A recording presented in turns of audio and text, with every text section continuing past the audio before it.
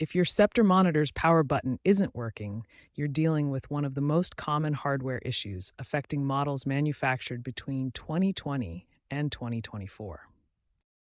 First, systematically verify your power source. Test different outlets, check all cable connections, and ensure your power adapter outputs the correct voltage, typically 12 or 19 volts for Sceptre monitors. Next, test alternative control methods. Try using the remote control if your monitor has one, test the on-screen display buttons, and check for any response indicators like LED lights.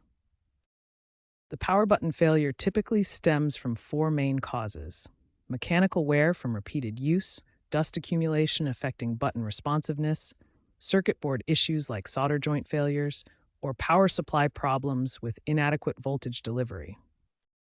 By following this systematic approach, starting with external factors, testing alternative controls, identifying failure patterns, and narrowing down the root cause, you can effectively diagnose your Sceptre monitor's power button issue and determine the best solution.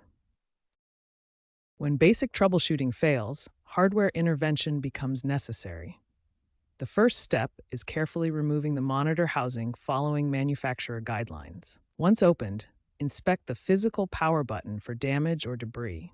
The button mechanism may show signs of wear or contamination that affects its operation. Clean the button contacts using 99% isopropyl alcohol. This high-purity alcohol effectively removes contaminants without leaving residue that could interfere with electrical connections. Use a multimeter to test the button's continuity. This electrical test determines if the switch is functioning properly by measuring whether current can flow through the contacts when pressed. Examine the circuit board around the power button area for burnt components or damaged solder joints. Look for discoloration, cracked solder, or loose connections that could cause power issues. If you're comfortable with soldering, replacing the power button assembly might be viable. This requires precision work and proper temperature control to avoid damaging surrounding components. Consider the cost-benefit ratio before proceeding.